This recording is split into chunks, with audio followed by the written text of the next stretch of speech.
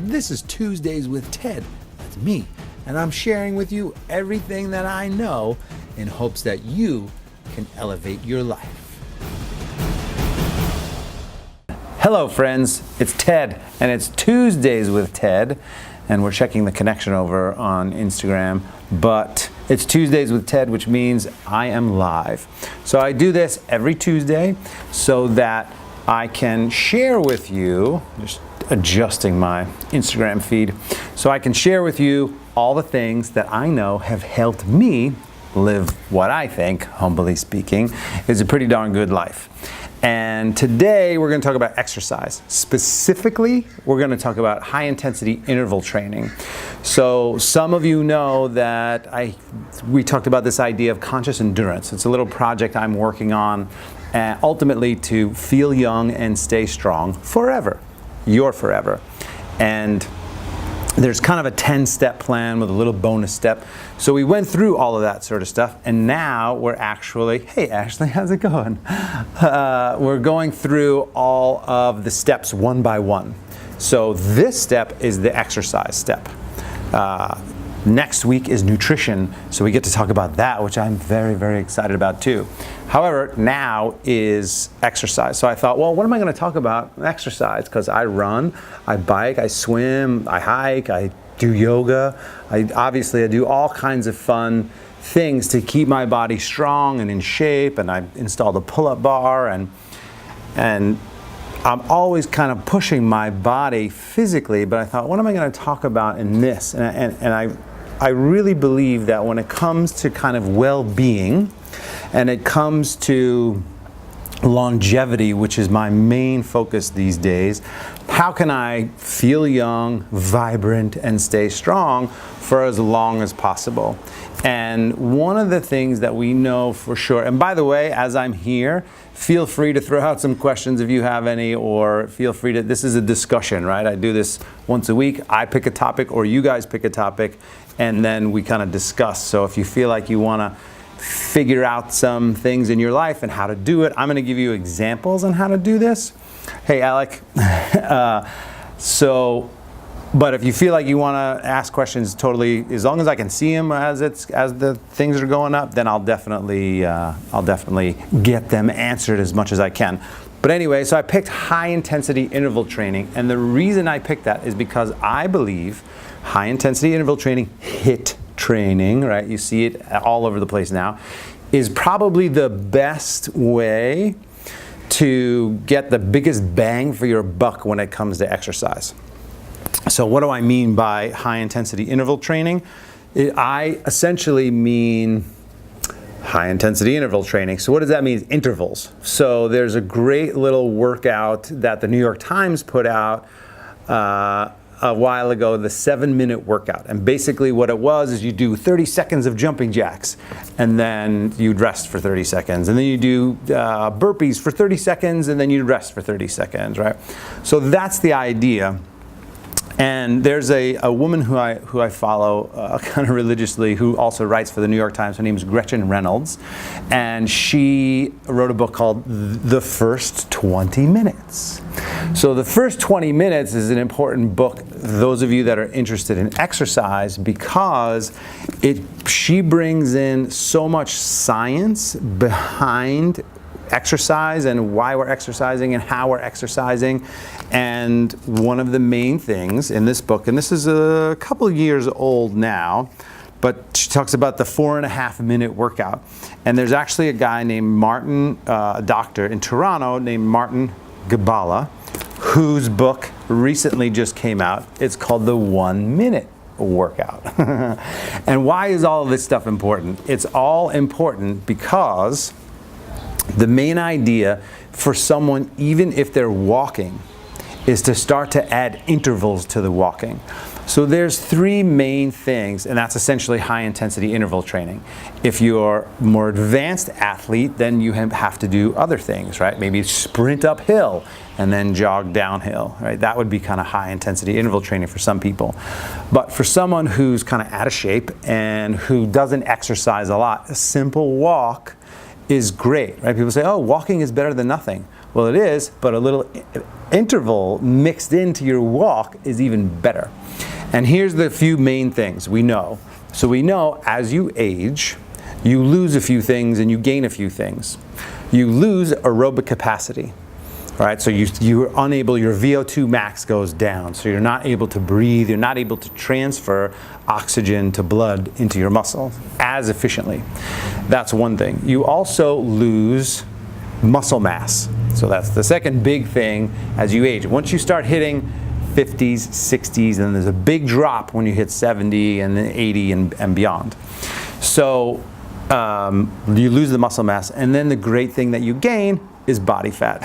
So, and that's only good if you're actually using your body fat to actually use it as fuel, right? So what I want to do is I wanted to figure out, so I'm thinking, okay, what am I going to talk about with exercise? But I wanted to make sure that we take those three big things in the world of longevity and what happens as we get older and figure out how we can counteract that stuff as efficiently as possible, say, right? High intensity interval training has been basically better than any other exercise. And I know a lot of you guys are, will spin or go to SoulCycle or, do, whatever you're gonna do. Thanks, Jason. Jason likes my hair. Thanks, Jason, appreciate that. But high intensity interval training, if you're spinning, let's say you spin and all of a sudden the teacher's like, all right guys, we're gonna sprint, blah, blah, blah, blah, blah, blah. You start sprinting and then you back off a little bit. That's high intensity interval training. Another thing would be a track workout. When I was training for my marathons, I was doing track workouts on a regular basis. I've been healing my Achilles nowadays, which I'm very happy is on the mend. Thank you, God. So I'll be back to the track shortly. But a typical high-intensity interval training at the track would be something like you sprint the straight and then jog the round, and then sprint the straight and jog the round. So if you're going to go run to the track right now and do that, I recommend warming up for a mile first, and then sprint the straight and jog the round, and sprint the straight and jog the round. And you could do that basically 8 times, which would be 2 miles, because 4 times around the track is a mile. So if you warmed up for a mile, 4 times around, and then did 8 sprints, and then cooled down for half mile to a mile, that's 4 miles total, and that's a very, very intense workout. But that's something simple that anybody can do. You can go to your local school track, college or high school, and you can get a high intensity interval training because you're working your muscles and you're burning your fuel, whether it's glucose or fat, if you're a fat burner, and you're increasing your aerobic capacity. So those are kind of the 3 things that we start to lose, right? And high intensity interval training. Again, it doesn't need to be at a track. You don't need to be, you definitely don't need to be a runner to do it. Alec just said something. So for someone out of shape, should they back off a little? Absolutely, Alec. Absolutely, they should back off. So that's why I say something like walking. If you walk around the block, all you have to do is just pick up the pace a little bit. So one of the things that they teach you, so Martin's book, The 1 Minute Workout, he even says, he's like, yeah, the 1 minute is not, it's not a workout for 1 minute. But it's a hook for people to understand that if you start doing this interval training, you're going to get great benefits out of it. And one of the things he recommends is if you had 25 minutes, one of the workouts is if you had 25 minutes, you would start with 3 minutes of a warm-up, 2 to 3 minutes of a warm-up, and then you have 20 minutes to actually work out, and then 2 to 3 minutes of a cool down. So let's just take that for instance. In that 20 minutes of exercise, if you did 1 minute on, and then 1 minute easy, and then 1 minute intense, and then 1 minute easy, and 1 minute intense, and 1 minute easy for 20 minutes, that's a high intensity interval training workout, and it's all you have to do. All you need to do is run or jog or walk or get on your bike or do burpees and push-ups. You can mix it up too. The New York Times recently put out something called the 9-minute workout, and they give you 9 different exercises. I think air squats is one, push-ups is one, mountain climbers is one, So you can just Google New York Times 9-minute workout, and there's a whole page about how to do it. And you're supposed to do each one intensely for a minute and then take a short break. You don't want to take a full 5-minute break in between each workout, but at least 30 to 60 seconds is probably good. And ultimately, you want to shorten your rest time, and that's going to make the workout more intense. So no need for gyms, friends. you can do this all on your own. Jason is exhausted listening. Well, Jason, you'll have to meet me at the track, and we'll really see how exhausted you are. It must be exhausting switching lenses, Jason, switching lenses. Hi, Julie. Anyway, so I wanted to talk about that 25-minute structure of a workout, because sometimes I know, oh, well, I get excuses all the time. Well, I'm traveling, I can't really do it. I'm in the hotel room, I can't really do it. There should never be an excuse not to work out.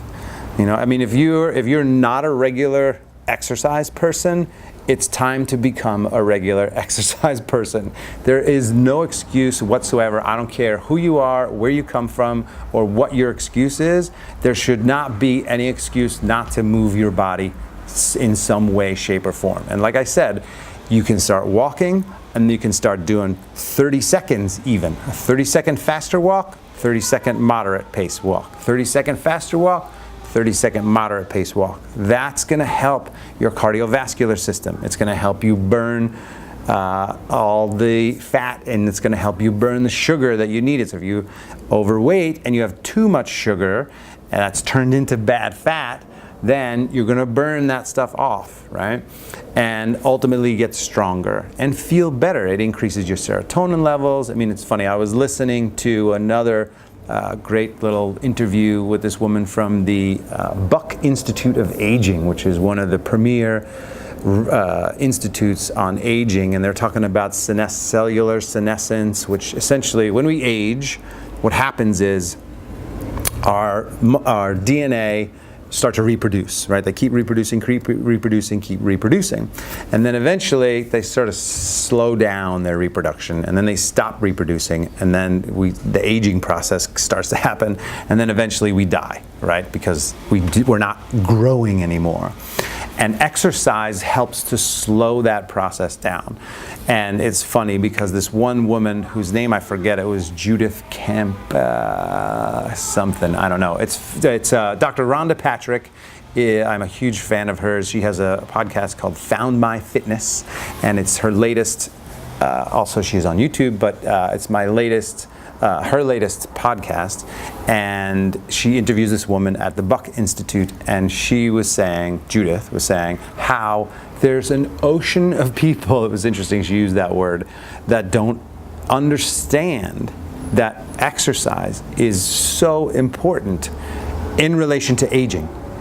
So that's the other thing, is I'm not just talking about getting strong. I love being strong. I love pushing myself and challenging myself because I get stronger when that happens. I love the process of that experience for me. In addition, I know it's going to help me in the long run. And they were talking in the podcast about health span, which is different from lifespan. And I'm all about increasing our health span. So I talked about this actually recently, that the U.S. Census Bureau put out the aging population report. It's like a 200-page report, 175-page report. And it was interesting because it talked about healthy lifespan versus just lifespan. And it started at age 65. So 65 essentially was 0. And then it showed how different countries around the world have specific lifespan, whether it's 79 or 82 or 83 or 77 or whatever it was. But they start again at 0, and then after 65, it goes, how long is your healthy lifespan? HLE, they called it. And that was basically half of the actual lifespan. So my job, I feel like my goal, my mission is to help to increase that healthy lifespan, is to get people to understand that there are things that we can do to increase that healthy lifespan. And obviously that's where this whole conscious endurance comes, because we want to be conscious about how we move, we want to be conscious about how we eat, what we eat, We want to be conscious about recovery, which is one of the topics coming in a couple weeks. But eating is obviously a big thing. Meditation is a big thing. Sleep is a big thing. So all these things go into helping keep us feeling young, feeling vibrant, staying strong, all the things we need to really maximize our life. So I'm going to go back to the workout because I want to give you guys a couple of other options in your choice if you decide, hey, I want to go work out, because maybe you're going to get on your bicycle. And if you get on your bicycle, in that case, you might not want to do 1 minute on, 1 minute off, 1 minute on, 1 minute off, 1 minute on, 1 minute off. You may want to do more like a 3-minute thing. So let's go back to our 25-minute workout. And let's start an easy warm-up. So you get on your bike, you start warming up 2 or 3 minutes, whatever it is. And then you can even do longer if you wanted. If a half-an-hour bike ride is a short bike ride. So then you start to pedal a little bit harder. And you start to pedal a little bit harder, your heart rate goes up a little bit, and you essentially start to figure out where you can sustain a certain amount of time. So let's say you would do 3 minutes, and then 3 minutes on, 1 minute easy. 3 minutes on, 1 minute easy. That's a total of 4 minutes. Well, you have 5 repetitions of that, which gets you to 20 minutes, and then you do your cool down, and there's your high intensity interval workout.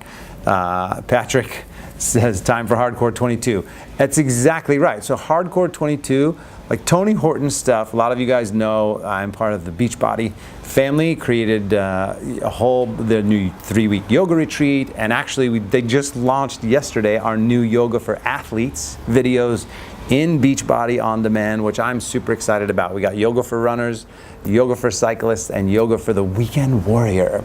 I'll post a link down below when I'm done. You can check that out, but all of that stuff on Beachbody on demand, not all of it, but most of it, like a Hardcore 22, Tony is a good buddy of mine. He created that. P90X, all that stuff is high intensity interval training. They weren't calling it that back in the day. Now HIIT training is kind of a thing, but Core de Force with Joel and Jericho, a lot of the 20 Autumn's programs, it's all like hit it hard, take a break. Hit it hard, take a break. Hit it hard, take a break, right? And that's ultimately what you want to be doing to help create. And you guys that are part of the Beachbody family and part of that whole movement, essentially, you see the results when people start doing it. So it's super, super, super important to actually do. But going back to our 25-minute thing, so you got 2 or 3 minutes of a warm-up, then you can break it up. Like I said, 1 minute at a time. You can break it up as 3 minutes on, 1 minute off. You can break it up as 4 minutes on, 1 minute off. And when I say off, I don't mean you stop and sit around. So on a bike, for instance, you would pedal hard. And what you have to do is think about where you can sustain.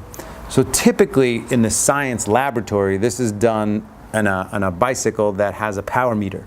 So you're looking at a specific wattage. So normally if you go, like any of us here, start to pedal a bike, maybe you're pedaling and you think about watts, you're probably just casually pedaling. Maybe you're pedaling 75 watts or 100 watts. It's the power to weight ratio that you're pedaling your bike on. And if you've gone to Flywheel or if you've gone to some of these places in the gym, you can see the power on your thing. Now, a sprinter, a professional cyclist, in a sprint, as they're like sprinting to the finish line, they will go up to like 800, 900, and they'll like bust through 1,000 watts for like a split second. Now, someone climbing a hill, on a bike that's like really climbing a lot, they'll be up to 250, 300, 400 watts sometimes if they're pushing hard up. And again, it's a power to weight ratio thing. So someone who's a little tiny person is actually using less wattage to get up that hill than someone who's a much bigger person. So you can't really use it as a scale when you look. It just has to be you. You have to figure out what your watts are. So let's say you go out on your bike ride and your average pace is 75, maybe 100 watts. We'll just say that. And then you think you can handle 3, 4, 5, let's say, no, not that would be too much. So let's say you can handle 2 250 watts for 3 minutes. So you do that. You get up to 250 watts for 3 minutes, and then you go back to your 100 for 3 minutes. Go up to your 250 for a minute. You go up to your 250 for 3 minutes, and then back to your 100 for a minute. And that's how you cycle through. Obviously, it's going to get a lot harder as you continue to go through your routine. But that's the idea. The idea is you want to put a healthy amount of stress on your system to increase your strength and to increase your cardiovascular system and to burn and kind of flush out all that, the toxic stuff. Exercise is great for doing that because you're going to sweat, and then hopefully you're going to hydrate. Here's my Beachbody Performance plug. You're going to hydrate. You're going to hydrate.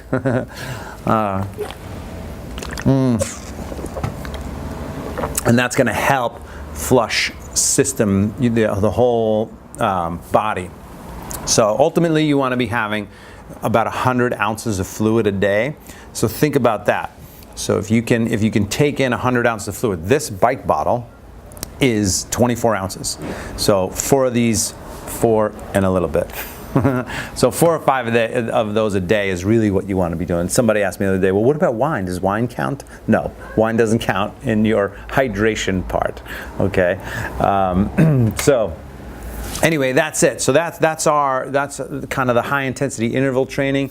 It's the easiest thing in my mind that anybody can do who wants to start. So if you're a person who works with people trying to get in shape or trying to get people in shape, all you got to do is tell them, hey, look, you guys, all you got to do is start adding some interval training to your walks.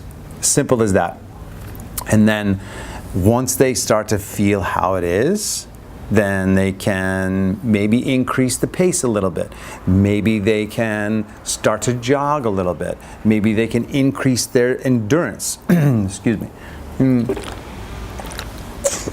It's much different when you take someone who's a long distance runner or a long distance cyclist, and you take them and they're either gonna go 1 minute. What's 1 minute? I'm used to doing 2, 3, 4 hours of exercise.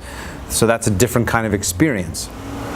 But someone who's not an exercise person, they need a little bit of coaching, they need a little bit of help, they need a little bit of encouragement.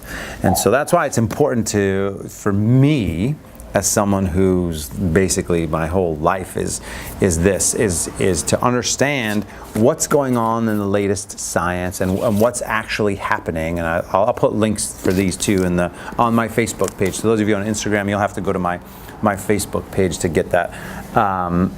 But the idea for me is to really understand the best way, most efficient way, because look, we're all gonna, hopefully, if we can stay healthy, we're gonna reach 80, we're gonna reach 90, we're gonna reach 100. I wanna get to 150. As long as I can still move around, as long as I can still think straight, as long as, I don't have to have 7 people pushing a cart for me. Hey, Lou. The idea for me is to stay as healthy and vibrant and strong and happy as possible during my lifetime. And these are the things that are going to help me do it, and my hope is that it helps you do it as well. So I think we're going to wrap up here momentarily, but high intensity interval training is, I think, the kind of a user-friendly way to get into exercise. So thank you guys very much for watching. And like I said, there's a couple little links that I'll put down there for the books. I'll put a couple links for the books that I mentioned, and I'll put a little link for the new Beachbody on-demand yoga programs, which I hope that you guys will watch. If you're not already Beachbody on-demand members, I highly recommend you doing it, because honestly it's kind of one of the best deals in fitness. If you're the kind of person who likes to do it in your home or on your phone while you're traveling or whatever, it's so easy and simple, and there's so much good variety in there between all the other yoga teachers that I've worked with that have put up yoga stuff, to Tony's yoga stuff, to Autumn and all the other exercises in there, and Joel and Jericho and Sean T and all of them in there. It's just super cool to be part of that whole thing. So Derek, you're looking at doing it. I love it. That's great. Thanks, Julie. I appreciate that. So, of course, you guys feel free to post any questions, and we'll be back again next week. And next week we talk about nutrition. So I'll let you know either on Instagram or both Instagram and Facebook. So I'm looking forward to talking about nutrition because for me it's a big deal because I was, if you don't know this already, I was on my way to becoming diabetic, and I stopped that, and I was able to reverse it simply by changing my diet and kind of my lifestyle. So thank you again very much for watching, you guys. I appreciate it, and I will see you next week.